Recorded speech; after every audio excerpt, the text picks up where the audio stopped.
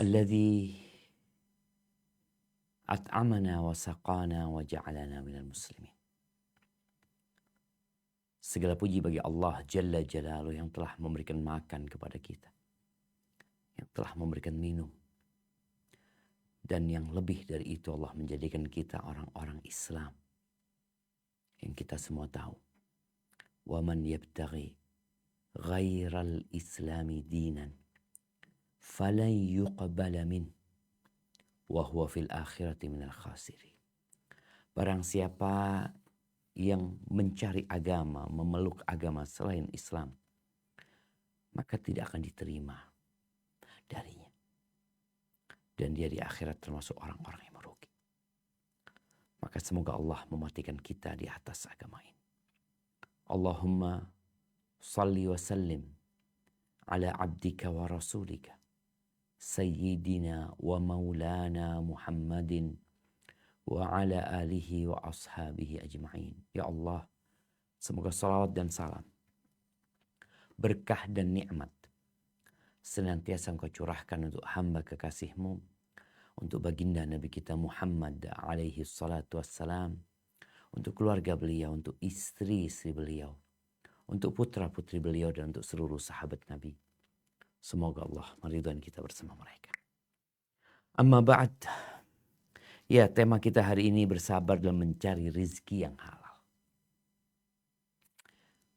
Urusan rizki ini membuat sebagian orang galau. Sebagian bingung. Sebagian stres. Bahkan ada yang sebagian harus bunuh diri. Jamaah rahimakumullah, kita semua perlu makan.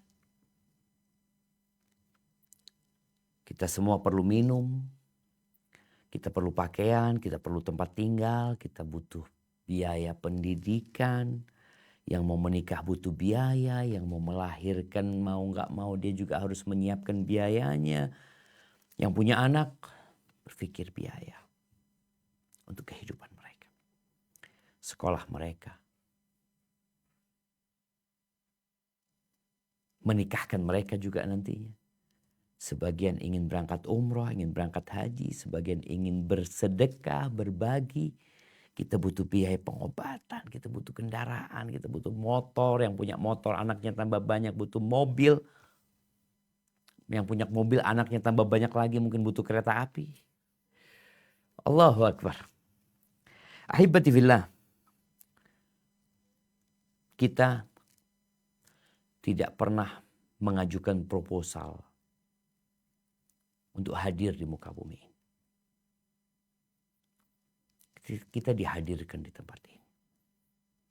Dan Allah menjadikan tempat ini sebagai arena ujian untuk menuju ke tempat selanjutnya. Bagi yang gagal tes, maka neraka tempatnya. Bagi yang berhasil dan sukses, insya Allah surga tempatnya. Dan akan kekal abadi di dalamnya. Dalam mengarungi samudra ujian dari Allah Azza wa Jalla, dalam menjalani kehidupan di muka bumi ini, Allah sudah kasih jaminan. Semua kebutuhanmu dicukupin. Kau bisa ngelihat ya, ketika seorang atlet, dia ditaruh di tempat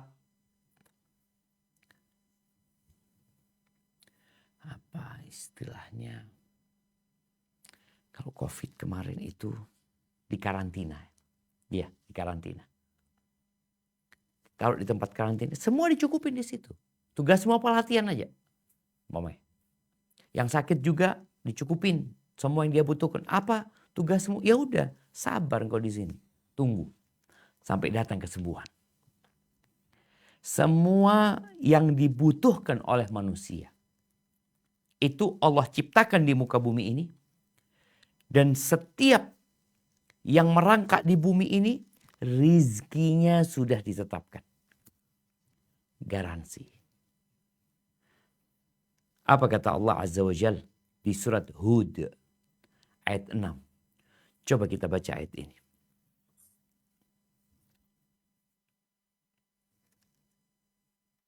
وَمَا مِن دَابَّةٍ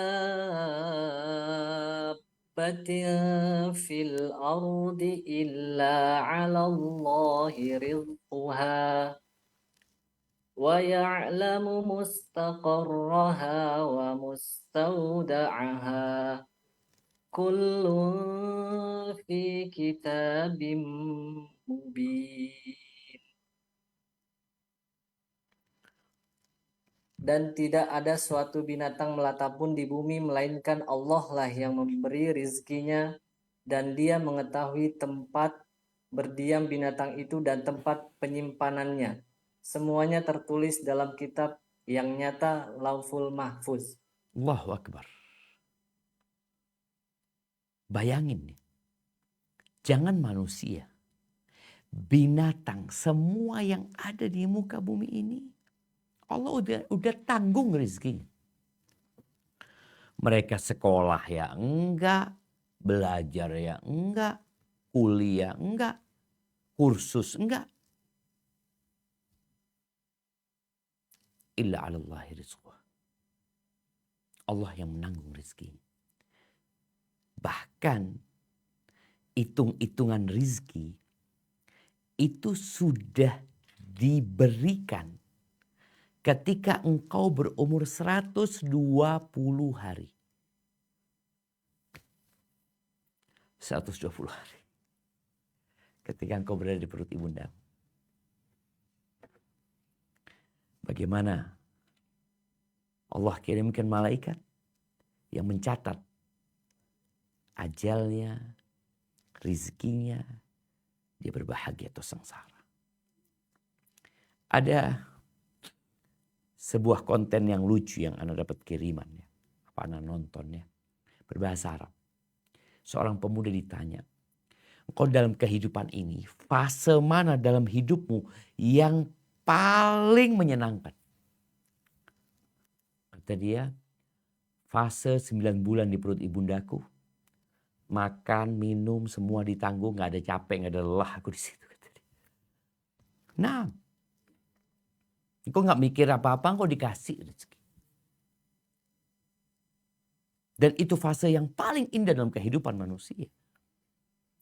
Cuma kadang-kadang kita lupa, karena kita memang semuanya lupa. Gak pernah ingat dengan fase tersebut. Maka diingatkan. Allah yang menanggung rezeki kita. Dan di dalam Al-Quran, karena urusan rezeki ini memang urusan yang banyak membuat orang tadi galau, bingung ya. Ada banyak ayat yang disebutkan berkaitan dengan urusan rezeki. Karena urusan rezeki ini berhubungan erat dengan urusan iman. Karena kita akan melihat banyak manusia tatkala kebingungan mencari rezeki, dia akan memintanya di tempat-tempat yang dia pikir di situ dia dapat mendapatkan rezeki. Di tempat itu usahanya bisa lancar. Di tempat itu kesehatan bisa dia dapatkan. Coba kita baca firman Allah di surat Asy-Syura ayat 12. Apa kata Allah Azza wa Jalla? Lahu maqalidus samawati wal ardh yabsutur rizqa liman yasha'u wa yaqdir innahu bikulli syai'in alim. Kepunyaannya lah perbendaharaan langit dan bumi. Dia melapangkan rezeki bagi siapa yang dikehendakinya dan menyempitkannya. Sesungguhnya dia maha mengetahui segala sesuatu. Allahu Akbar. Itu Allah Azza wa Jalla, lahu maqalidus samawati wal ardh. Engkau lihat bintang-bintang di langit yang menghiasi di malam hari. yang jumlahnya miliaran. Itu kepunyaan Allah Azza wa Jalla. Engkau melihat hamparan lautan yang memenuhi 2/3 bumi bahkan lebih. Itu punyanya Allah. Engkau melihat hutan-hutan yang penuh dengan binatang liar. Gunung-gunung yang mengandung emas. Tanah yang mengandung tembaga, nikel. Perut bumi yang mengandung minyak. Itu punya siapa? Punya Tuhanku. Punya Rabbi. Punya Allah Azza wa Jalla. Kondisi yang kita lihat, ada yang kaya, ada yang miskin di muka bumi ini. Ada yang sukses, ada yang gagal. Ada yang banyak hartanya, ada yang tambah tahun tambah kaya, ada yang tambah tahun tambah miskin. Ada yang pertengahan, ada yang bangkrut, ada yang tiba-tiba jadi orang kaya. Siapa yang melakukan itu? Tuhanku. Tuhan kita semua. Allah Azza wa Jalla. Yabsutur rizqa liman yasha. Allah meluaskan rizki, melapangkan rizki bagi siapa yang Allah kehendaki. Bukan yang Allah cintai. Bukan yang Allah cintai. Wa yaqdir. Allah menyempitkan sebagian orang bagi siapa yang Allah kehendaki. Bukan karena Allah benci, enggak juga. Allah maha mengetahui dengan segala sesuatu.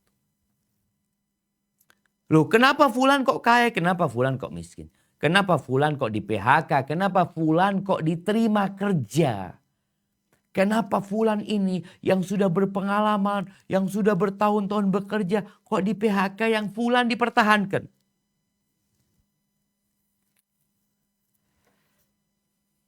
Rabbi. Yang terjadi di muka bumi ini apa yang Allah kehendaki. Ya, bukan yang kita mauin. Kita merasakan ada anak yang kepingin diterima di kampus UI, tapi nggak diterima. Padahal dia pinter Pak Ustaz. Yang ini kepingin kuliah di UGM, nggak diterima. Kok bisa? Kehendak Allah Azza wa Jalla yang terjadi, bukan kehendak kita. Di surat Al-Isra ayat 30 juga seperti itu. Di surat Ar-Rum ayat 37. Apa kata Allah Azza wa Jalla? Nah.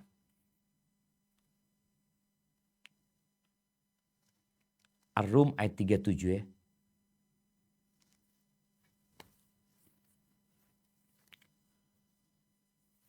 Tafadhal.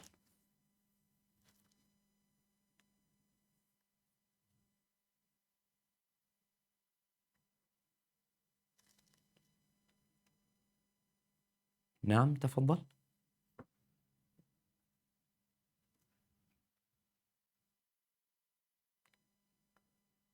أولم يروا أن الله يبسط الرزق لمن يشاء ويقدر إن في ذلك لآيات لقوم يؤمنون. Dan apakah mereka tidak memperhatikan bahwa sesungguhnya Allah melapangkan rezeki bagi siapa yang dikehendakinya dan Dia pula yang menyempitkan rezeki.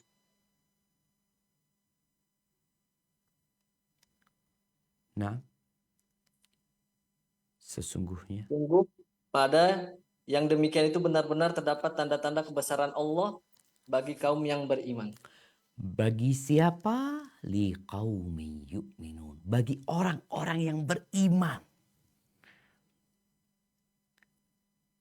Maka hari ini kita mengkaji untuk mengetes keimanan kita. Kita benar nggak beriman? Kita beriman. Engkau melihat tanda-tanda kebesaran Allah Azza wa Jalla. Ini teman-teman jadi nakes. engkau berada di satu instansi, engkau dapat melihat dokter, ada berapa dokter di situ? Ada banyak dokter. Fulan kaya, fulan miskin, fulan biasa-biasa aja. Fulan gagal jadi dokter. Engkau lihat orang-orang yang kaya sakit, orang-orang yang miskin juga sakit. Engkau lihat sesama perawat, fulan Masya Allah. Motornya bagus. Mobilnya udah ganti. Oh iya pantas dia anak orang kaya dia. Dia dapat warisan dari bapaknya. Banyak juga yang dapat warisan gak kaya. Ini benar-benar kembali kepada masyiatullah. Kita beriman dengan takdir Allah. Kita beriman dengan ketentuan Allah. Kita beriman dengan kehendak dan kemauan Allah Azza wa Jalla. Jadi yang kaya seperti itu kekayaannya karena Allah yang menentukan. Oh bukan karena ilmunya, karena kerja kerasnya, enggak. Sampai dia berdarah-darah, bukan hanya berkeringat. Tapi rezekinya segitu-gitu aja.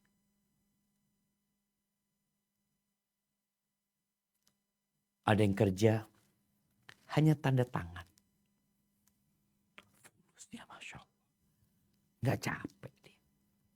Oh tapi kan dia pintar. Enggak pintar juga. Ana bertemu dengan seorang konglomerat. Allahu Akbar. Hanya lulus SMP.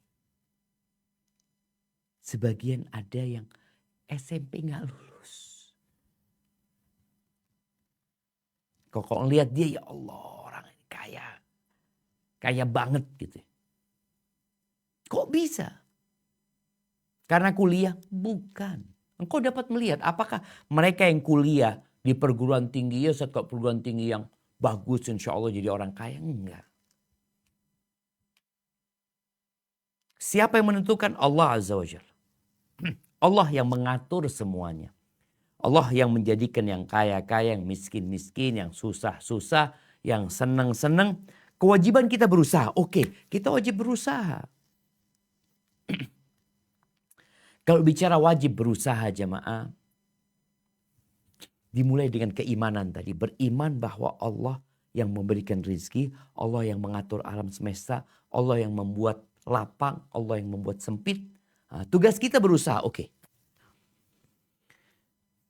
Kalau bicara berusaha, Allah sudah tanamkan di hati makhluk yang hidup di muka bumi ini usaha. Antum lihat ikan. Dia berusaha cari makan. Makanya kita lihat kenapa orang mancing dapat ikan. Di sini dia paham, oh ternyata ikan itu cari makan. Allah sudah nanggung rezekinya tapi ada usaha dari ikan dia cari makan. Dia nggak berhenti, nggak diam duduk-duduk jemaah. Ketika tahu rezekinya ditetapkan, engkau disuruh usaha cari rezekimu. Tapi udah dijaminan kau. Engkau tidak bakal mati kecuali rezekimu full engkau dapatkan. Kita ngelihat ayam. Ayam tuh Masya Allah. Allah sudah kasih insting berusaha. Nyeker-nyeker tanah. Di mana ayam itu kuliah? Untuk mencari makan dan menceker. Manusia kan menceker tanah dengan alat berat. Ayam udah belajar cara menceker. Ada usaha dari dia. Kita lihat singa. Berburu dia. Allah kasih di dia insting untuk cari makan dengan berburu. Burung dengan terbang meninggalkan tempat dia. Meninggalkan rumahnya. Sarangnya. Engkau bisa ngelihat burung di pagi hari. Banyak. Ana punya rumah ini dikelilingin sawah. Kalau sudah musim padi itu. Kita lihat ya burung-burung datang makan padinya orang tuh. Nanti ada yang mengusir ya. Terbang. Itu burung. Nanti datang lagi. Ada usaha dari dia. Tikus pun di rumah kita cari rezeki dia. Siapa yang di rumahnya kalau malam hari ada suara di atap rumahnya. Klodok, ada yang jalan. Ngapain ya? Cari rezeki. Manusia pun disuruh mencari rezeki. Dan bicara rezeki juga, rezeki itu ada dua macam. Ada rezeki yang dicari dan ada rezeki yang mencari. Karena Allah sudah tetapkan rezeki itu. Ada rezeki yang mencarimu. Engkau gak nyari, tapi tahu sudah datang. Seperti hadiah. Engkau gak nyari. Ini hadiah yang diberikan karena cinta. Ya. Engkau lagi tidur-tidur di rumah, tahu-tahu tetangga ketuk pintu ya. Dia mengatakan, Assalamualaikum, Waalaikumsalam, ada apa nih? Masya Allah, kita ada rezeki nih mau berbagi.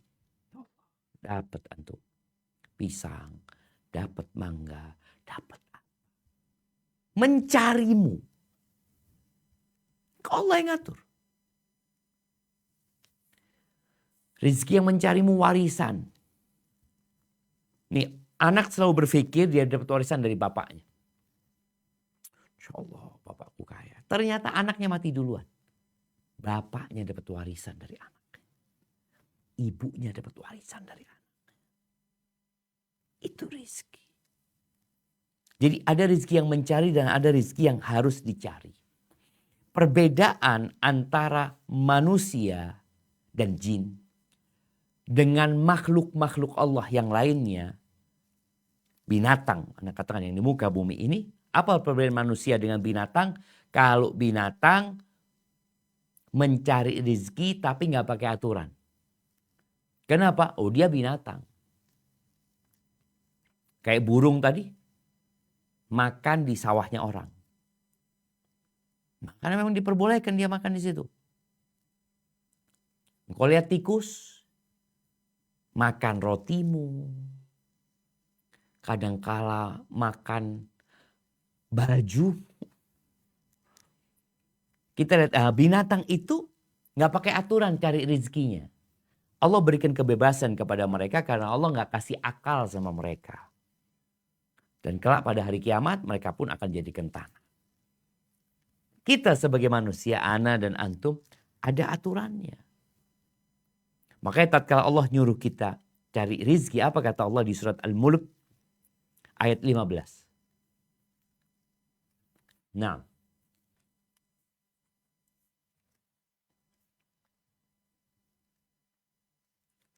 هو الذي جعل لكم الأرض ذلولا فامشوا في مناكبها وكلوا من رزقه وإليه النشور. Dialah yang menjadikan bumi itu mudah bagi kamu, maka berjalanlah di segala penjurunya dan makanlah sebagian dari rizkinya. Dan hanya kepadanya lah kamu kembali setelah dibangkitkan.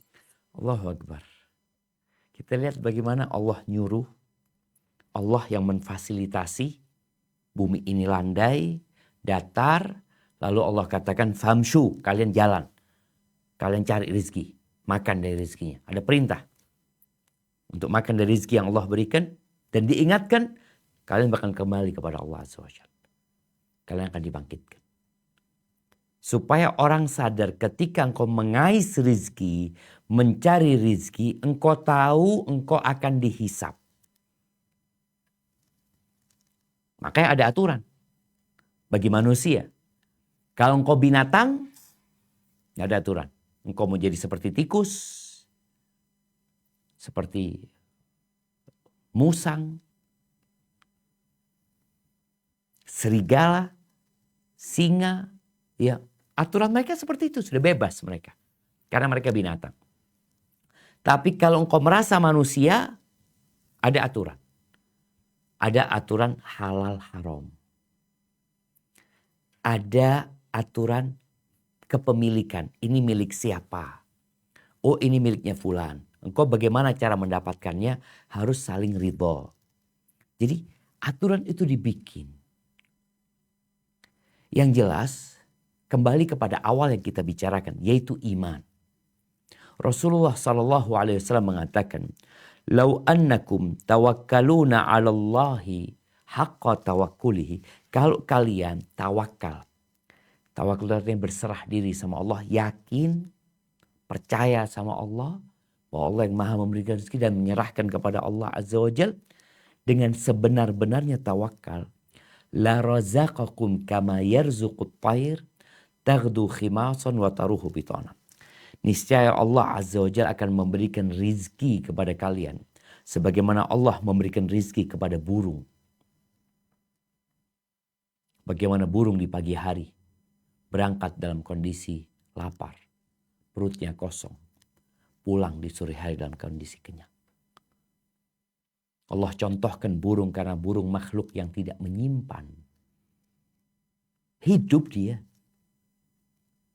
Dia berbesok makan apa? Ketika engkau yakin sama Allah, yang engkau miliki belum tentu engkau makan. Oh, aku punya harta cukup untuk 7 keturunan. Boleh jadi malam ini engkau mati dan anak keturunanmu semua mati.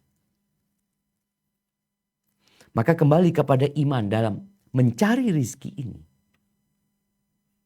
Engkau manusia ada aturannya. Engkau orang beriman, ikutilah aturan dari Sang Pencipta. Kau bakal ditanya nanti. Sebuah pertanyaan yang sudah dibocorkan, yang kau tinggal siapkan jawabannya. Apa? Engkau akan ditanya tentang harta. Min aina iktasabahu wa fima anfaqahu. Dari mana engkau mendapatkannya dan kemana engkau membelanjakannya. Dari mana kemana. Ini salah satu aturan mencari rezeki. Karena besok hari Jumat kita baca surat Jumat. Di situ ada aturan mengais rezeki yang Allah sebutkan di ayat 9 sampai 11. Coba kita baca ayatnya. Nah.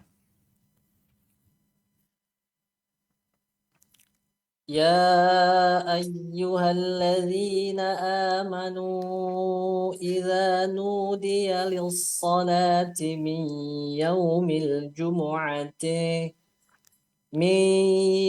الجمعة فاسعوا إلى ذكر الله وذروا البيع ذلكم خير لكم إن كنتم تعلمون. Artinya dulu. Nah. Hai orang-orang beriman, apabila diseru untuk menunaikan sholat pada hari Jumat, maka bersegeralah kamu kepada mengingat Allah dan tinggalkanlah jual beli yang demikian itu lebih baik bagimu jika kamu mengetahui. Baik. Ini aturan pertama. Wahai orang-orang beriman, idza nudiya kalau dipanggil kalian, diseru untuk sholat pada hari Jumat, segera. Dan segera menuju kepada zikrullah, mengingat Allah. Dan tinggalkan jual beli. Jual beli ini keuntungannya langsung. Kalau orang kerja kantor enak dia ninggalin. Kenapa? Ya dia istirahat. Tapi orang yang sedang mau jual beli, aduh ini nanti konsumen ini berangkat ke tempat lain. Kalau aku tidak lanjutkan jual belinya, boleh jadi dia nggak kembali lagi ke sini. Tinggalkan. Engkau kan cari rezeki. Dan engkau beriman. Tinggalkan.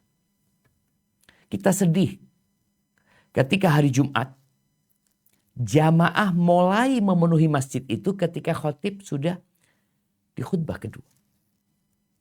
Engkau kemana? Ngapain engkau? Sejumat sekali. Engkau gak bisa datang sebelum khotib naik mimbar.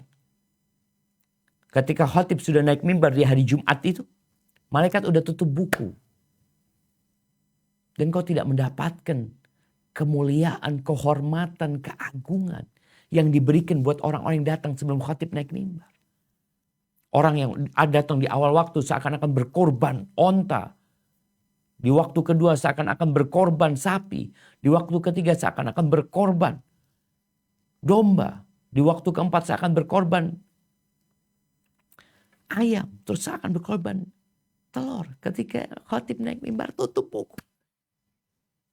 Oh, engkau sedang nyari rezeki. Ini loh tempatnya cari rezeki. Wadarul bait. Tinggalkan jual beli. Kata Allah apa? Dzalikum khairul lakum in kuntum ta'lamun. Itu lebih baik buat kalian kalau kalian mengetahui. Banyak orang yang gak punya ilmu tentang Allah. Gak punya ilmu tentang bagaimana mencari rezeki. Yang ada bagaimana dia cari duit. Makanya kita dapat melihat orang-orang yang banyak duitnya tapi tidak dapat menikmati duit yang dia miliki. Dia seperti minum air laut. Minum. Tambah haus, tambah haus, tambah haus. Tinggalin. Lo fulus sudah tinggalin. Ini aturan. Bagian cari rezeki. Dan perlu sabar. Maka mulai besok harapan ana semuanya hadir ke rumah Allah sebelum khatib naik mimbar. Itu lebih baik. Kalau kalian ngerti. Taib. Udah, selesai sholat ngapain? Ini aturan selanjutnya. Bagaimana mencari rezeki? Selesai sholat Jumat, kemana kita? Coba dilanjutkan ayat ke-10 dan ke-11. فإذا قضيت الصلاة فانتشروا في الأرض وابتغوا من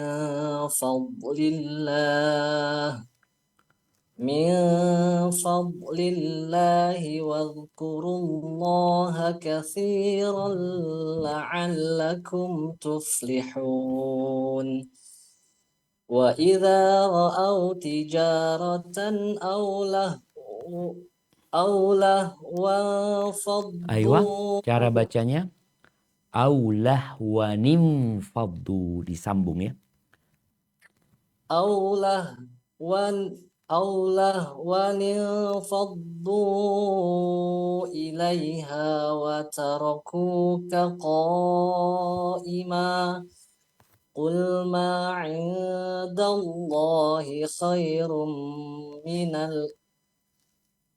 عند الله خير من اللهو ومن التجارة Wallahu khairur raziqin. Apabila telah ditunaikan sholat, maka bertebarlah kamu di muka bumi dan carilah karunia Allah dan ingatlah Allah banyak-banyak supaya kamu beruntung. Dan apabila mereka melihat perniagaan atau permainan, mereka bubar untuk menuju kepadanya dan mereka tinggalkan kamu sedang berdiri berkhutbah. Katakanlah, apa yang di sisi Allah adalah lebih baik daripada permainan dan perniagaan, dan Allah sebaik-baik pemberi rizki. Barakallahu fiik.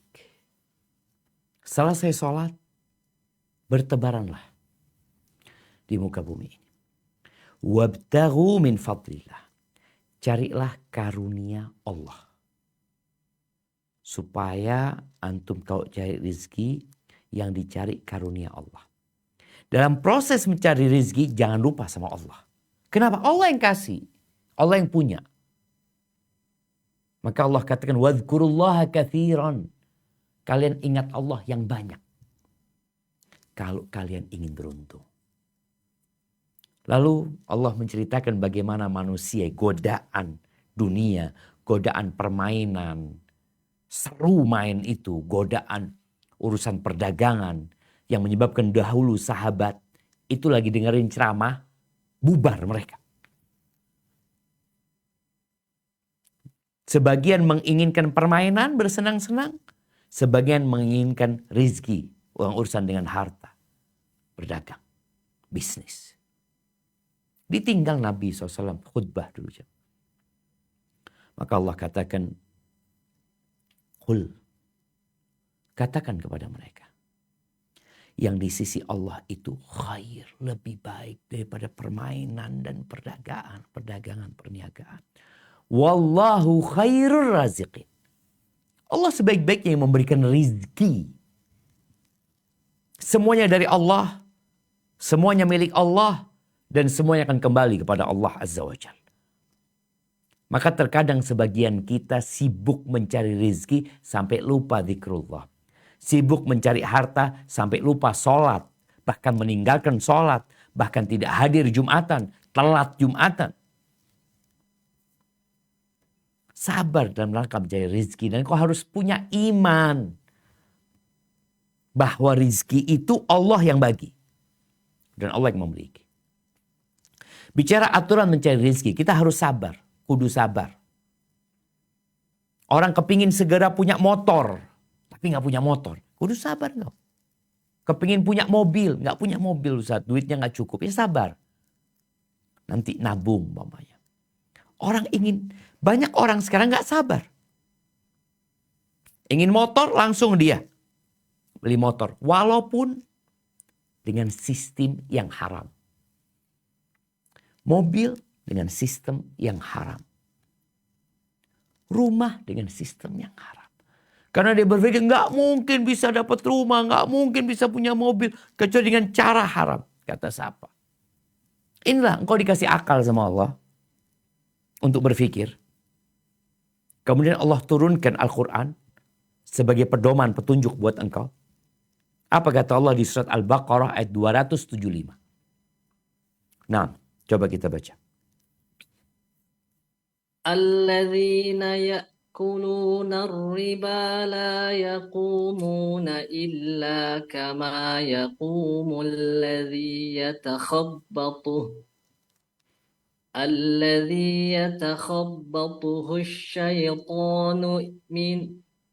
asy-syaitanu minal mas. ذلك بأنهم قالوا إنما البيع مثل الربا وأحل الله البيع وحرم الربا فمن جاءه موعظة من ربه فانتهى فله ما سلف وأمره إلى الله ومن عاد فأولئك أصحاب النار هم فيها خالدون. Orang-orang yang makan mengambil riba tidak dapat berdiri melainkan seperti berdirinya orang-orang yang kemasukan setan lantaran tekanan penyakit gila. Keadaan mereka yang demikian itu adalah disebabkan mereka berpendapat sesungguhnya jual beli itu sama dengan riba. Padahal Allah telah menghalalkan jual beli dan mengharamkan riba. Orang-orang yang telah sampai kepadanya larangan-larangan dari Tuhannya lalu terus berhenti dari mengambil riba, maka baginya apa yang telah diambilnya dahulu sebelum datang larangan dan urusannya terserah kepada Allah. Orang-orang yang mengulangi mengambil riba, maka mereka orang itu adalah penghuni-penghuni neraka, mereka kekal di dalamnya. Na'udzubillah minan nar. Sebagian kita nggak sabar. Utang ya. Utang online ya. Pinjam pinjol. Yang jelas-jelas riba. Itu dilakukan oleh sebagian orang. Dan dia beranggapan, gimana anak butuh ini. Engkau nggak sabar aja. Banyak di antara kita gara-gara gaya hidup. Dia menghalalkan segala cara. Dan itu yang jadi masalah. Orang yang tidak sabar dia akan menghalalkan segala cara untuk mendapatkan rezeki. Bahkan ada ungkapan yang sangat menyesatkan. Yang haram aja susah. Apalagi yang halal. Di dalam hadis yang diriwayatkan Imam Bukhari, Nabi alaihi salatu wasallam mengatakan, "Ya'ti 'alan nasi zamanun La yubalil mar'u ma akhadha minhu aminal halal aminal haram. Akan datang suatu masa kepada manusia yang orang-orang gak peduli lagi. Dia dapat harta dari mana, dia gak peduli. Aminal halal, aminal haram. Halal haram gak urusan. Dan sepertinya kita berada di masa itu. Bagaimana sebagian wanita dalam rangka mengais rezeki dia menjual kecantikannya. Yang seharusnya dia tutupin auratnya, dia umbar. Demi uang. Dia siap bekerja dengan mengeksploitasi dirinya. Demi uang. Berapa banyak laki-laki yang disesatkan sama dia. Berapa banyak laki-laki yang kemudian selingkuh umpamanya. Yang rumah tangganya berantakan gara-gara sebagian wanita yang mencari rezeki dengan menjual diri. Ada yang menjual full, ada yang menjual sebagian tubuhnya. Jemaah, nggak peduli dengan halal haram. Bahkan sebagian, ya, menjual kemaluan. Ahibati fillah. Rasulullah SAW pernah menyampaikan kepada para sahabat. Innahu laysa syai'un yuqarribukum minal jannah. Wa yuba'idukum minan nar. Illa qad amartukum bih. Tidak ada sesuatu pun yang mendekatkan kalian ke surga. Dan menjauhkan kalian dari api neraka. Melainkan aku sudah suruh. Walaysa syai'un yuqarribukum minan nar. Wa yuba'idukum minal jannah illa qad nahaitukum. Dan tidak ada sesuatu pun yang mendekatkan kalian ke neraka. Menjauhkan kalian dari surga. Melainkan aku sudah larang kalian. Wa anna ruhal amin nafatha fi ru'i. Sesungguhnya Jibril menghembuskan di jiwaku. Annahu lan tamuta nafsun. Bahwa manusia, bahwa jiwa tidak akan mati. Hatta tastawfiya rizqaha. Sampai dia mendapatkan rizkinya secara utuh sempurna. Nggak bakal mati kok. Sampai dia mendapatkan rezekinya dengan sempurna. Fattaqullaha wa ajmilu fit talab. Ini aturan. Bertakwalah kalian kepada Allah. Takutlah kalian sama Allah. Dan carilah rizki dengan cara yang baik. Bertakwa kepada Allah. Senantiasa merasa diawasi sama Allah. Mengikuti aturan Allah. Dan mencari rizki dengan cara yang baik. Kadang-kala rizkinya lambat. Gak cepat datang. Hidup susah. Melarat. Apa? Kata Nabi SAW. وَلَا يَحْمِلَنَّكُمْ إِسْتِبْطَاءُ الرِّزْقِ أَنْ تَطْلُبُهُ بِمَعَاصِي اللَّهِ. Jangan sampai lambannya rizki kalian itu mendorong kalian untuk mencari rizki dengan kemaksiatan kepada Allah. Kenapa? فَإِنَّهُ لَا يُدْرَكُ مَا عِنْدَ اللَّهِ إِلَّا بِطَاعَتِهِ. Yang di sisi Allah nggak akan bisa didapat kecuali dengan ketaatan kepada Allah SWT. Apa yang di sisi Allah? Karunia Allah, rahmatnya Allah, keridhaan Allah nggak bisa.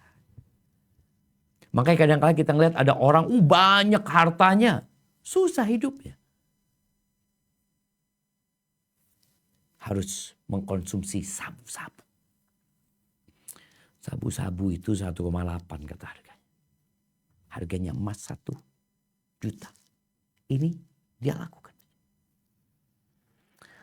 Minum obat tidur, berantakan hidupnya, gak karu-karuan. Gara-gara apa? Gara-gara merasa rezekinya lambat. Dia gak cepat kaya, dia gak cepat sukses. Akhirnya dia menempuh jalan-jalan kemaksiatan. Potong kompas untuk mendapatkan harta yang lebih banyak. Yang cepat dia dapat. Maka kita melihat ada sebagian orang dengan pesugihan mencari rezeki. Berangkat ke tempat-tempat yang dikeramatkan. Ya. Katanya di situ dia bisa mendapatkan sesuatu yang lebih. Kembali kepada iman. Engkau beriman gak yang kasih rezeki itu Allah? Engkau beriman gak yang punya langit dan bumi Allah? Lu iya beriman. Terus mintanya kepada siapa? Apa kata Allah Azza wa Jalla di surat Al-Ankabut ayat 17? Nah. Surat Al-Ankabut ayat 17. Nah. إنما تعبدون من دون الله أوثانا وتخلقون إفكا إن الذين تعبدون من دون الله لا يملكون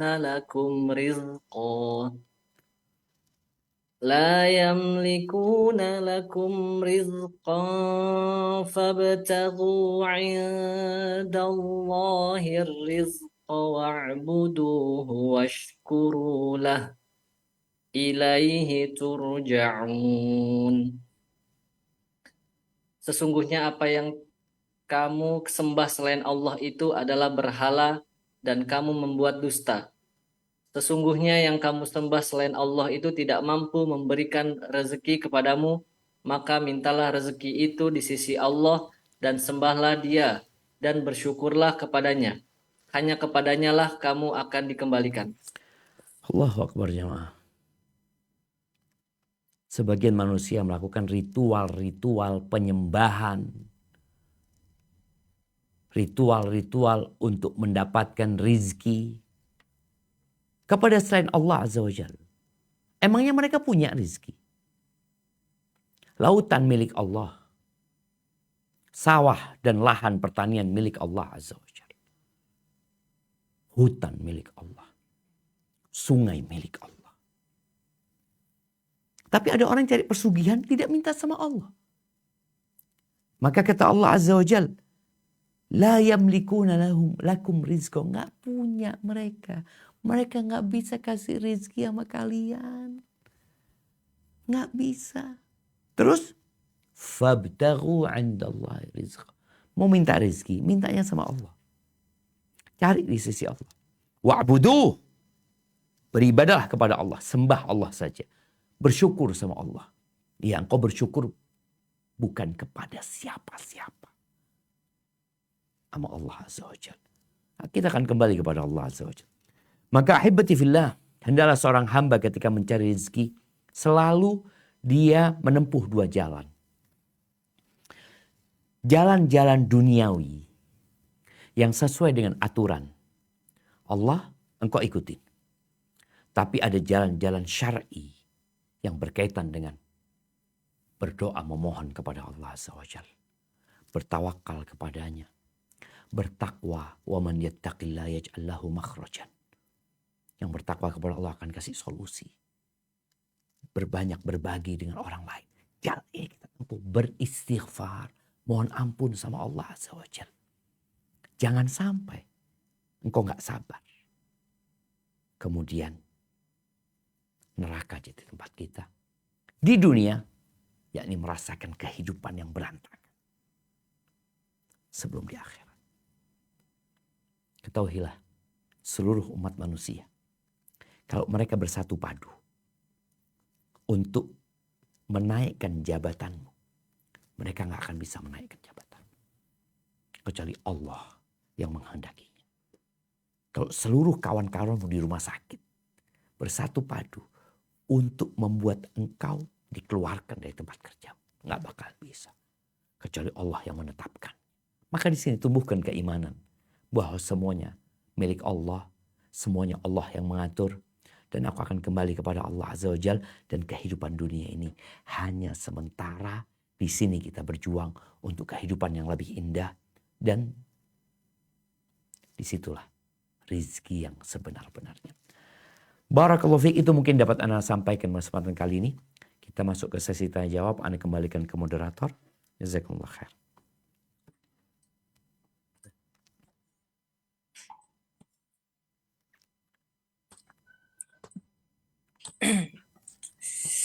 Alhamdulillah, Terima kasih Ustadz atas siraman rohaninya pada kali ini. Mungkin Masya Allah sekali Ustadz tentang mencari rezeki yang halal ya Ustadz. Jadi banyak sekali mungkin dari teman-teman kita terjebak dari hal-hal yang tidak diinginkan, memaksakan keadaan ya Ustadz. Jadi mungkin itu jadi pelajaran bagi kita semua. Mungkin. Baik Ustadz, mungkin kita langsung aja pada sesi tanya jawab.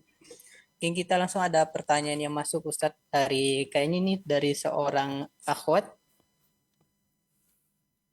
Bismillah. Assalamualaikum Ustadz. Waalaikumsalam. Bagaimana Islam memandang kami perempuan sebagai tenaga kesehatan?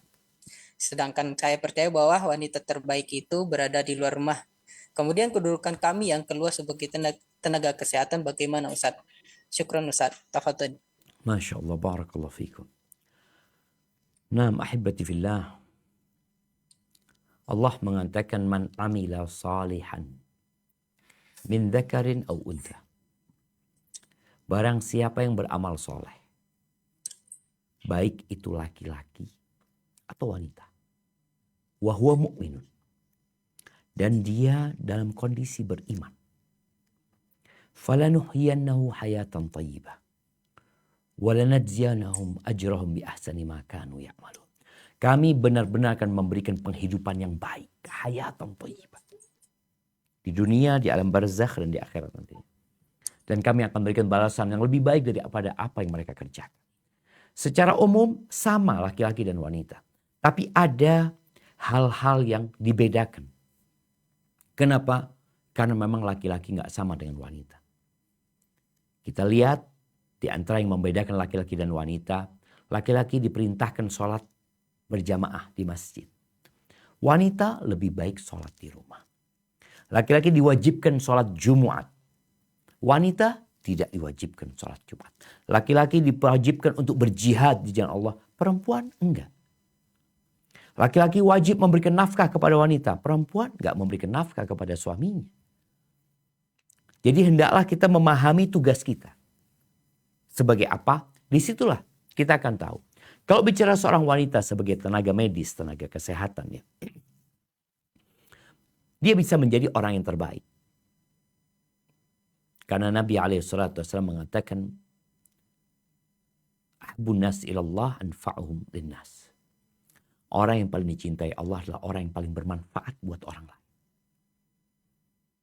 Tapi dalam rangka memberikan manfaat kepada orang lain, ada yang namanya skala prioritas.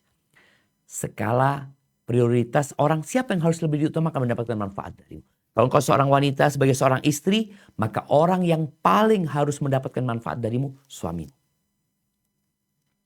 Sampai wanita ini, kalau mau puasa sunnah, itu harus pamit sama suaminya. Izin sama suaminya, kalau suaminya sedang di rumah.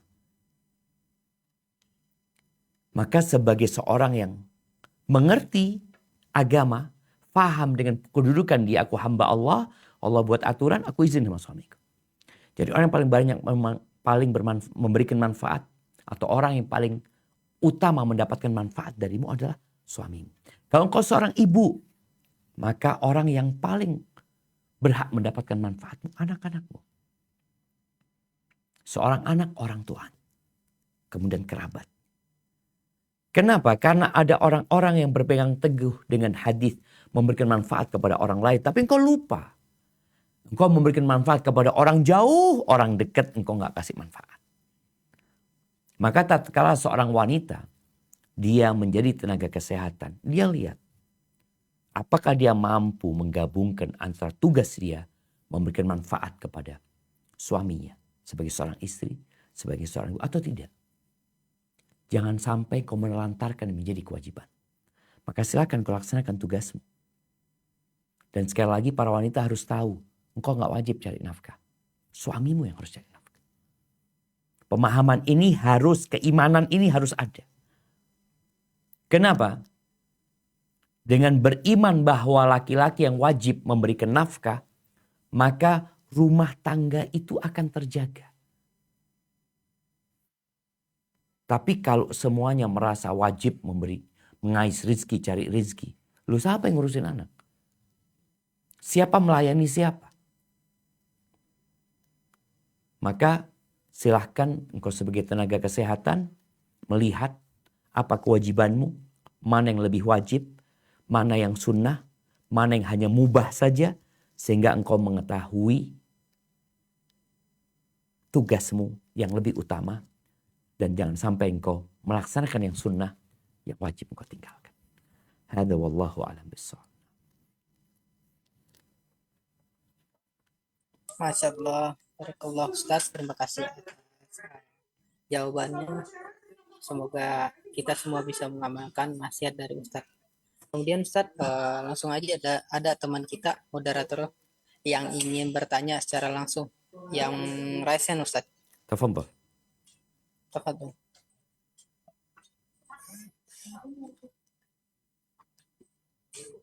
Bismillah, Assalamualaikum warahmatullahi wabarakatuh, Ustaz. Waalaikumsalam warahmatullahi wabarakatuh. Izin bertanya, Ustaz. Tadi kan Ustaz menyebutkan binatang itu mencari rezeki itu tanpa aturan. Dan pertanyaannya ialah apakah kita sebagai laki-laki atau sebagai kepala rumah tangga, apabila kita dalam mencari rezeki yang haram atau syubhat, itu bisa dikatakan seperti binatang, Ustaz.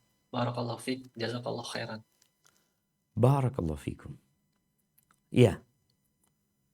Sesuai dengan kesamaan seseorang dengan sesuatu, maka dia dimiripkan. Ketika Allah menyebutkan tentang orang-orang kafir, Allah mengatakan innal ladzina kafaru yatamatta'un wa ya'kulun kama ta'kulul an'am wan naru mathwal lahum. Sesungguhnya orang-orang kafir itu bersenang-senang hidupnya. Kulineran, ya, mereka makan seperti makannya binatang. Tadi yang tanpa aturan. Seperti makannya binatang. Yang ada perutnya dan yang di bawah perutnya. Dan Allah menyebutkan tentang orang-orang yang dikasih pendengaran tapi tidak menggunakan pendengarannya, dikasih penglihatan tidak menggunakan penglihatannya dengan baik, dikasih hati tidak mikir dengan hatinya. Oh, dia dikasih petunjuk sama Allah, dia nggak mau. Kata Allah, ulaika kal an'am. Mereka seperti binatang. Balhum adal, bahkan mereka lebih parah. Jadi kalau ada seorang yang mencari rezeki dan tidak ikut aturan, sehingga ada kesamaan dia dengan binatang yang ketika cari makan gak ikut aturan. Tapi lebih parah manusia. Kenapa? Manusia dikasih akal. Diturunkan Al-Quran, dikasih petunjuk. Kalau binatang, enggak memang. Dia melakukan itu legal. Boleh dia. Sedang engkau enggak boleh. Jadi hendaklah kita sadar ya. Kadang-kadang kita enggak mau. Enggak lah, masa anak kayak binatang? Ya enggak. Jangan kayak binatang. Jangan mau. Makanya kita dilarang untuk menyerupai binatang dalam perbuatan-perbuatan binatang. Sholat enggak boleh kayak ayam matok jagung. Sujud nggak boleh seperti binatang buas meletakkan sikunya. Bahkan Nabi SAW memberikan arahan kepada orang yang ngangkat kepala ketika sholat ya. Dia mengangkat kepalanya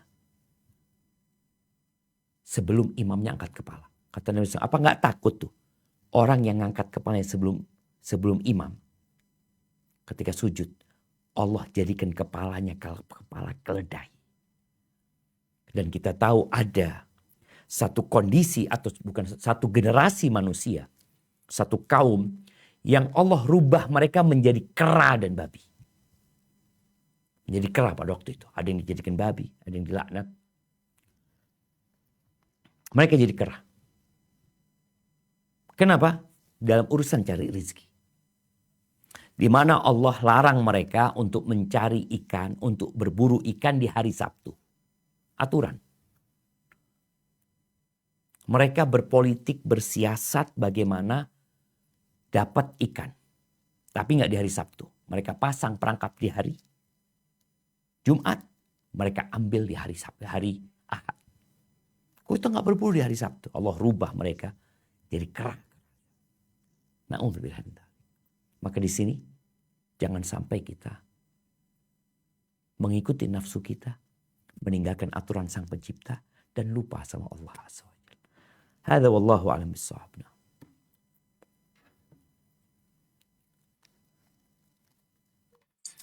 Masya Allah.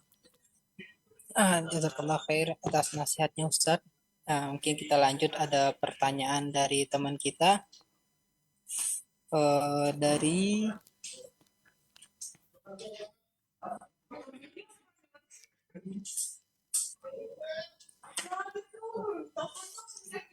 ini Ustadz, dari PKL Cakung Barat, Dr. Istika Rahma. Assalamualaikum Ustadz, izin bertanya, bagaimana hukumnya apabila seorang istri yang menjadi tulang punggung keluarga? Syukran Ustadz. Tafadhol Ustadz. Allahu Akbar. Kalau tanya bagaimana hukumnya,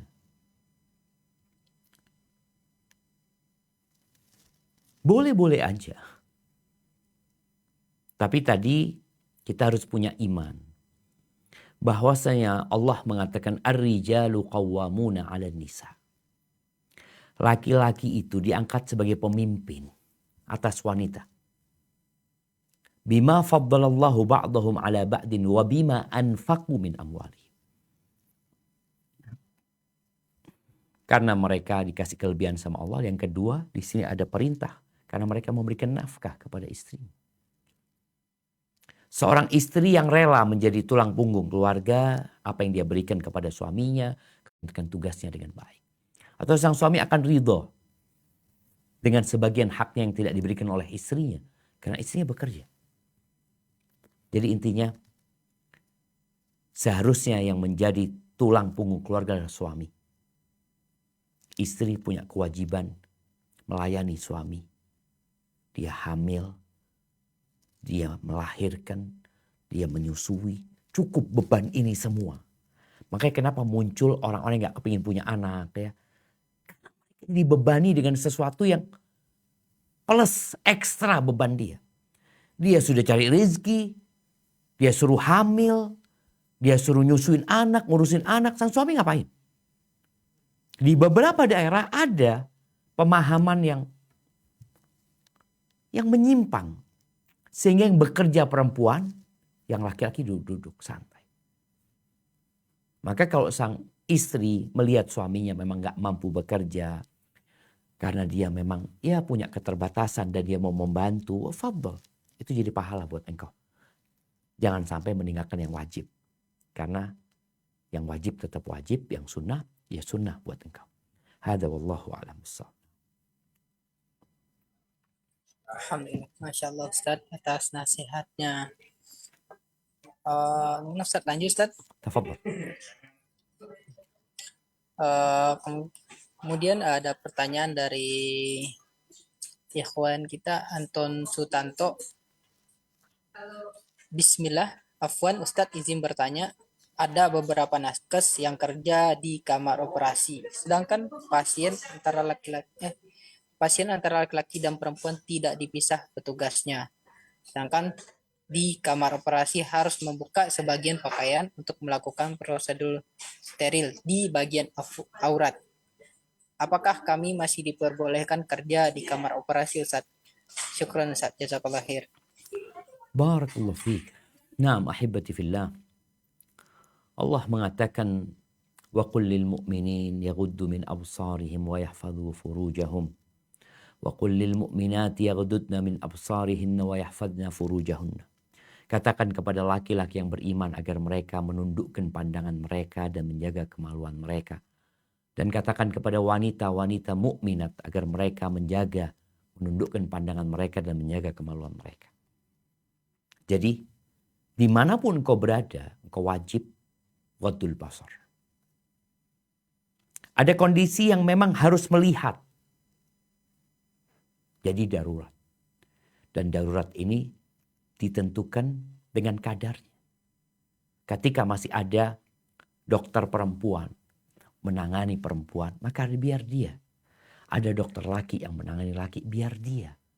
Dan kita juga perlu memberikan pemahaman kepada kaum muslimin dan muslimat ya. Agar mereka tatkala memilih dokter itu, yang pertama disesuaikan dengan keahlian dokter tersebut. Jelasnya spesialis ini dan itu. Tapi jangan lupa berkaitan dengan Laki-laki dan wanita. Kalau engkau laki-laki, datanglah ke dokter laki-laki. Kalau engkau perempuan, datanglah ke dokter perempuan. Kalau tadi di ruang operasi tersebut, ya berusaha semaksimal mungkin. Menundukkan pandanganmu. Ketika engkau bukan yang bertugas. Atau kalau ada yang perempuan, minta yang perempuan engkau urusin yang itu. Perlu ada saling kerjasama sebagai hamba Allah Azza wa Jalla. Ana ingat paman Ana ketika di rumah sakit ya, dia harus pasang kateter. Ketika itu yang bertugas perawat perempuan. Paman Ana mengatakan, enggak, aku enggak mau. Minta yang laki. Akhirnya dia panggil, walaupun enggak bertugas yang laki tersebut. Mungkin dia tugasnya di kamar yang lain. Bisa jemaah diatur seperti itu. Intinya Allah perintahkan kita untuk menundukkan pandangan. Dimanapun kau berada. Jadi kondisi-kondisi yang darurat tetap kalau bisa tadi yang laki buat yang laki, yang perempuan buat yang perempuan. Dan kalau untuk membuka aurat memang buka bagian tertentu ya bagian itu saja yang dibuka. Bukan yang lainnya kemudian dibuka. Dan tatkala harus yang lainnya dibuka, jangan lupa Allah mengawasimu. Kau diperintahkan untuk menjaga pandangan. Hada wallahu a'lam bishawab.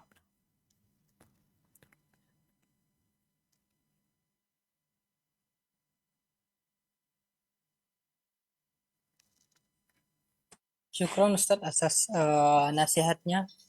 Kita lanjutkan pada teman kita Ahwat.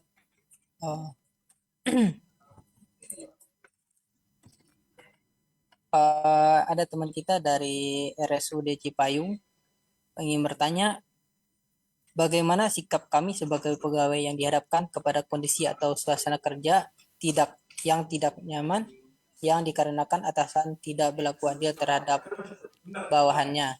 Contoh kasus mungkin pembagian tugas kerja yang tidak sesuai dengan tupoksinya, membebankan pekerjaan yang berlebihan, sedangkan staf lainnya tidak diberikan. Mohon nasihatnya Pak Ustaz. Masya Syukran. Allah. Tafadhol Ustaz. Barakallahu fiik. Ya.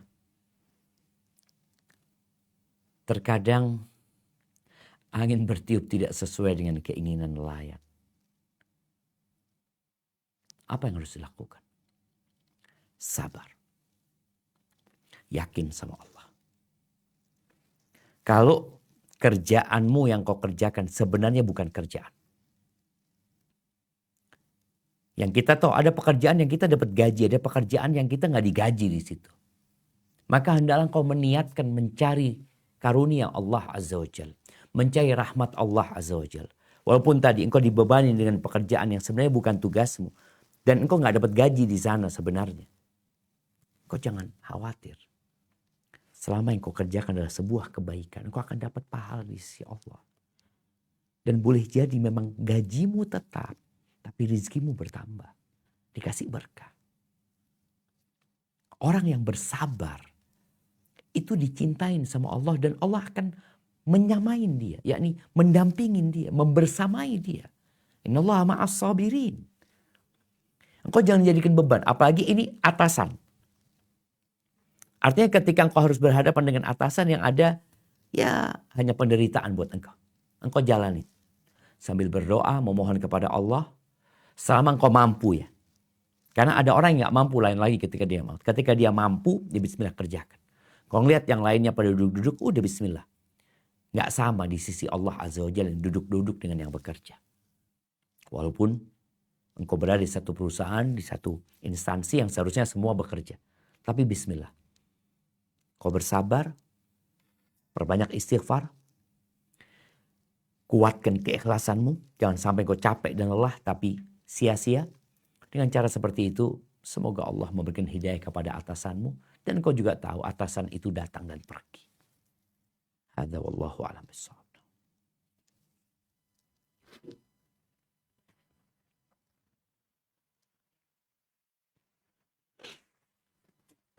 Syukron Ustaz atas nasihatnya. Baik, kita lanjutkan ke pertanyaan selanjutnya yaitu dari Taufik. Bismillah, Ustadz izin bertanya, jika menggunakan BPJS kita tidak bisa memilih dokter wanita atau pria. Apakah kita bisa berdosa Ustadz jika yang memeriksa kita adalah lawan jenis kita karena keadaan tersebut? Barakallahu fiikum Ustadz. Barakallahu fiik. Ahibati fillah. Allah mengatakan fattaqullaha mastata'tum. Bertakwalah kepada Allah sesuai dengan kemampuan kalian. Ketika kita berada di posisi yang tidak bisa memilih, apa hendak dikata. Tapi tetap tadi, ketika harus bersama dokter perempuan, sedangkan engkau laki-laki, jangan sampai engkau berduaan saja. Ketika seorang perempuan harus diperiksa dokter laki-laki, jangan sampai engkau sendirian, engkau butuh pendampingan. Dan nanti ketika diperiksa, yang perlu diperiksa saja yang dibuka. Seperti itu. Dan kembali ya kepada kemampuan orang berbeda-beda. Sehingga Allah yang maha bijak dan maha mengetahui menyuruh kita bertakwa kepada Allah sesuai dengan kemampuan kita. Kalau engkau mampu ternyata memilih, kenapa engkau gak memilih? Kau akan ditanya sama Allah Azza wa Jalla. Ketika ada pilihan dan engkau mampu memilih. Tapi ketika gak ada pilihan, ya sudah. Engkau perbanyak mohon ampun sama Allah. Dan kita tahu Allah maha pengampun dan maha penyayang. Hadza wallahu a'lam bissawab.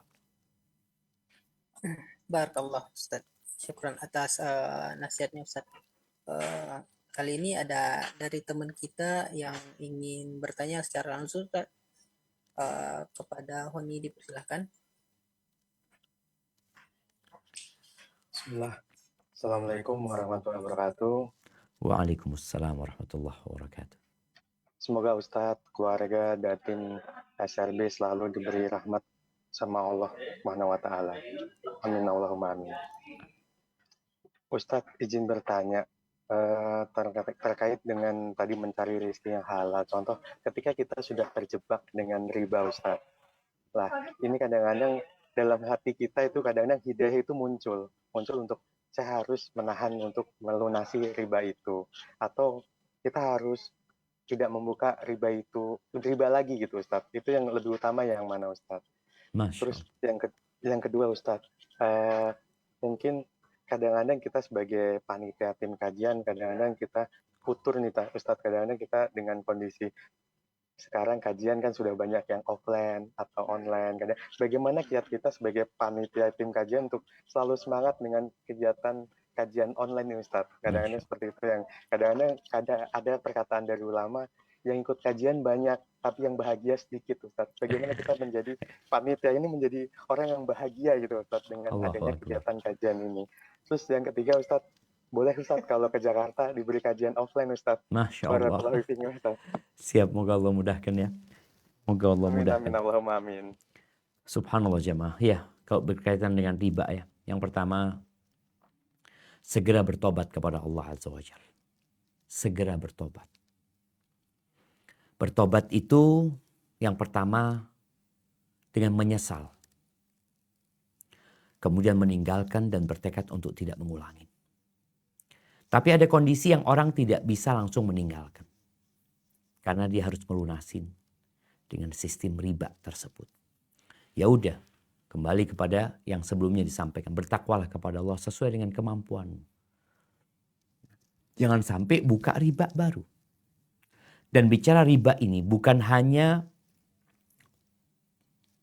pemilik uang yang dilaknat, tapi yang meminjam. Bukan hanya yang meminjamkan, yang meminjam dan yang meminjamkan sama aja. Maka hendaklah kita takut sama Allah Azza wa Jalla. Penyebab riba ini merajalela karena sebagian kita menganggapnya remeh, dosa kecil. Bahkan ada yang beranggapan enggak apa-apa. Na'udzubillah min dzalik. Ketika orang merasa itu dosa besar, insya Allah harapan tobatnya dia besar. Ketika beranggapan dosa kecil, ya udah. Apalagi kalau beranggapan nggak apa-apa. Jadi nasihat ana yang pertama engkau benar-benar bertobat dengan taubatan nasuha. Berusaha untuk melunasin dan kalau bisa melunasin dengan tanpa riba. Kalau bisa diusahakan. Tapi kalau nggak bisa, apa hendak dikatakan kau sudah terjebak di sana? Banyak baca doa. Allah makfini bihalalika an haramika wa aghnini bifadlika amman siwak. Ya Allah, cukupkan aku dengan yang halal dari engkau sehingga tidak butuh dengan yang haram. Dijauhkan dari yang haram. Dan cukupkan aku dengan karuniamu sehingga aku tidak membutuhkan pertolongan orang atau bantuan manusia. Itu seperti itu. Ya, kalau pertanyaan yang kedua. Kok lupa yang kedua? panitia kajian. Baik, panitia kajian. Ya, kalau bicara kajian online, ini salah satu nikmat dari Allah Azza wa Jalla jemaah ya. Yang mungkin dahulu nggak bisa. Dahulu para ulama harus meninggalkan negeri mereka, para penuntut ilmu harus benar-benar menjadi penuntut ilmu. Nggak bisa dia nyambi. Kenapa? Karena dia harus pergi meninggalkan kampungnya, berangkat ke Mekah, berangkat ke Medina, berangkat ke Irak, ke Baghdad, ke Syam ya. Itu jarak-jarak yang jauh. Kalau sekarang harus berangkat ke Jember, umpamanya antum harus berangkat ke Jember, ya mau nggak mau antum harus sebelumnya harus meninggalkan dari Jakarta ke Jember ini butuh waktu kira-kira ya 15 jam. Antum berarti kemarin harus berangkat. Kemudian balik lagi ke Jakarta. Sedangkan teman-teman banyak terikat dengan pekerjaan dan sebagian sudah berumah tangga yang memiliki kewajiban-kewajiban yang harus dia tunaikan. Maka kajian online ini solusi. Buat siapa? Buat yang nggak bisa ngaji offline. Buat yang waktunya terbatas. Buat yang ya pokoknya sulit bagi dia untuk kajian offline. Yang bisa offline ya silahkan datang offline. Atau mau gabungkan dua. Alhamdulillah Ustaz, ana offline mungkin sepekan sekali. Kalau online alhamdulillah bisa lebih banyak lagi. Atau ana offline bisa sebulan sekali. Online-nya alhamdulillah lebih banyak Ustaz. Karena memang daerah ana nggak ada ustadz atau kajian jauh. Ada banyaklah alasan sehingga dia tidak bisa offline. Dan para panitia seharusnya menjadi orang yang paling bahagia. Kenapa? Karena dia menjadi fasilitator orang-orang ngaji. Ad-dalu 'alal khairi kafa'ili. Orang yang menunjukkan kepada kebaikan itu seperti orang yang mengamalkan. Gimana kalau yang hadir kajian, yang dapat manfaat dari kajian ada 200 orang. Maka panitia kajian alhamdulillah ya Allah mudah-mudahan ini jadi amal mereka. Cuma di sini para panitia kajian jangan lupa juga untuk ngaji. Karena ada faedah memfasilitasi, ada faedah dari mendapatkan ilmu itu sendiri. Di mana diangkat derajatnya.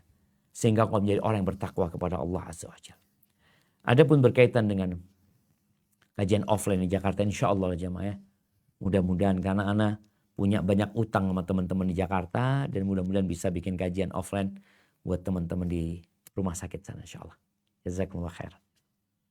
Masya Allah Ustadz. Nah, insya Allah kita mah siap Ustadz. Kalau Ustadz ke Jakarta kita siap Ustadz.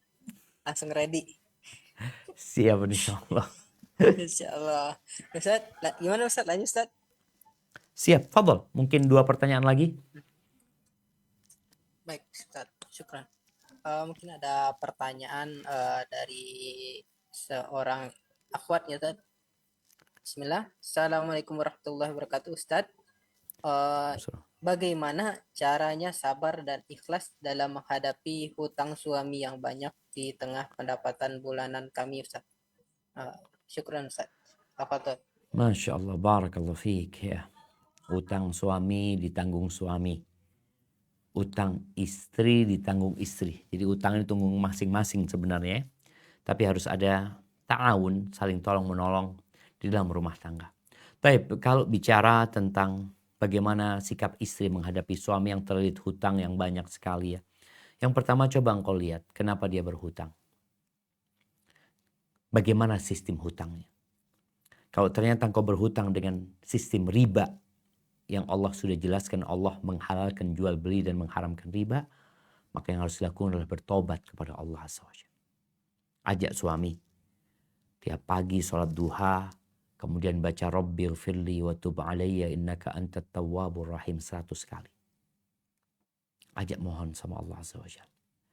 Di malam hari sebelum waktu subuh, ajak suami sholat malam kemudian beristighfar sebelum subuh. Kenapa? Karena mencari rizki itu tidak harus dengan bekerja saja. Kemudian yang kedua, tumbuhkan keimanan kepada Allah Azza wa Jalla. Suami juga diajak bertobat dari dosa-dosanya, ditumbuhkan keimanan bahwa Allah yang memberikan rizki dan Allah mampu menyelesaikan urusan mereka. Di sini namanya tawakal. Karena ada orang yang masih bergantung sana, bergantung sini, minta tolong sana, minta tolong sini. Hatimu bulatkan hanya untuk Allah.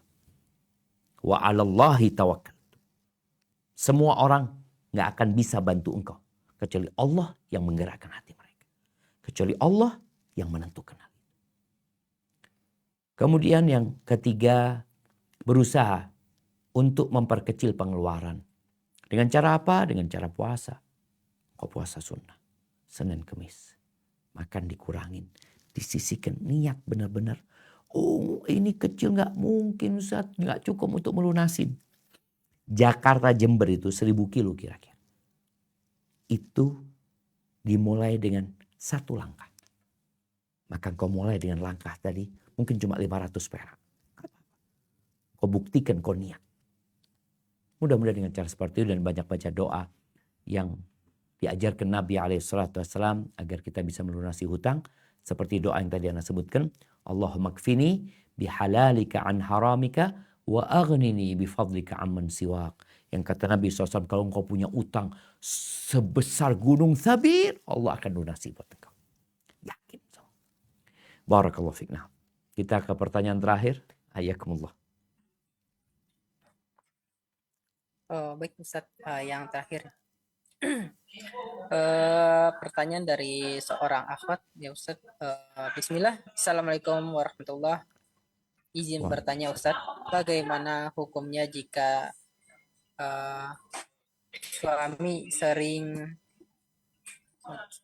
suami sering meninggalkan istri karena banyak mendapatkan jadwal piket Ustaz. Jadi Ya, piket terus emangnya suaminya. bagaimana hukumnya jika sepertinya Ustaz sering meninggalkan keluarga untuk mencari nafkah gitu Ustaz. Masya Allah. Barakallahu fiik. Iya. Ini yang bertanya suami atau istri. Kalau yang bertanya istri, ya engkau perlu menguatkan suamimu. Bahwa dia dalam rangka memberikan rezeki kepada anak-anak harus berjuang. Kuatkan kesabarannya. Dan sampaikan kepada dia untuk terus berdoa memohon kepada Allah Azza wa Jal agar Allah memberikan solusi buat dia. Wa man yattaqillaha yaj'al lahu makhrajan. Yang bertakwa kepada Allah, Allah berikan solusi.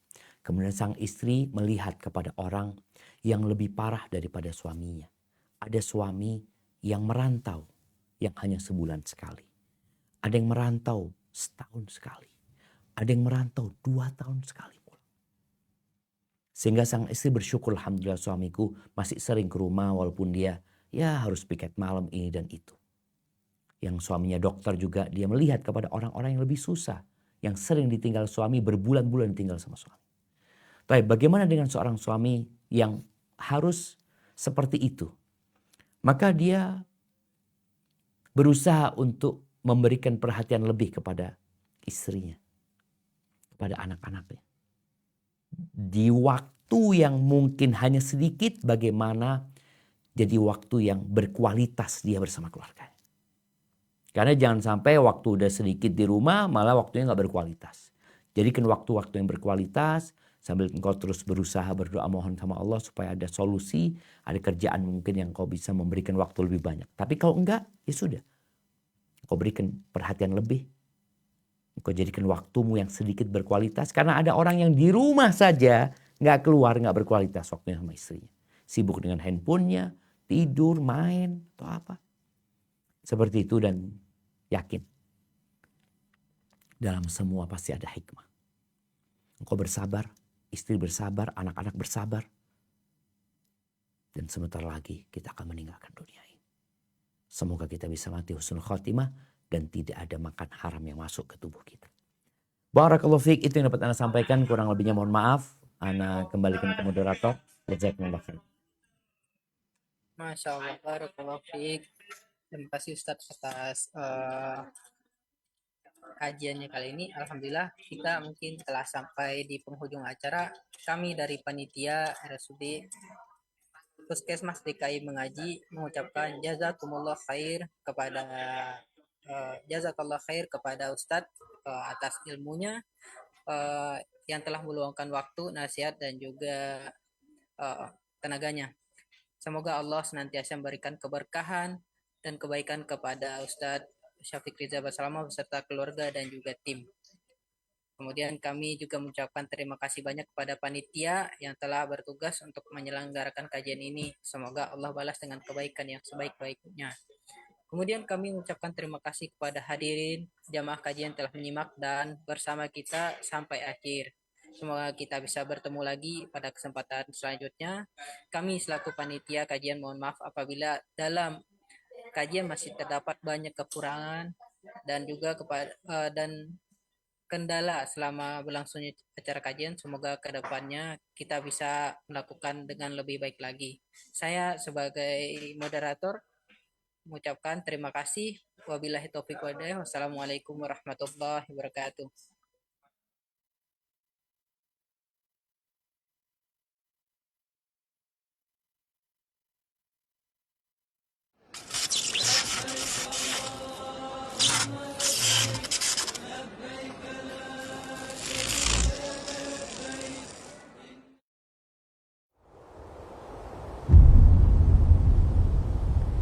Klik tombol berikut untuk mendapatkan update ilmu yang insya Allah bermanfaat.